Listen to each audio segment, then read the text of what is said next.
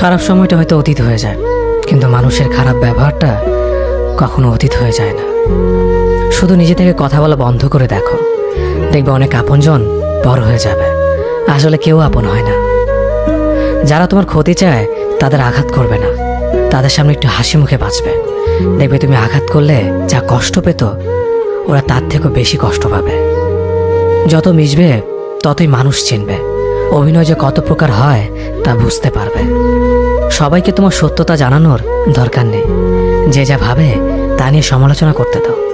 বেঈমান মানুষগুলো কখনো অপরিচিত মানুষ হয় না, খুব কাছের মানুষগুলোই বেঈমান হয়।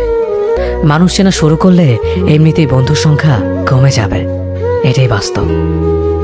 3টি কথা মনে রাখবেন: যে তোমাকে সাহায্য করে তাকে কখনো ভুলে যেও না, যে তোমাকে ভালোবাসে তাকে কখনো ঘৃণা করো না, যে তোমাকে বিশ্বাস করে তাকে কখনো ঠকিও না।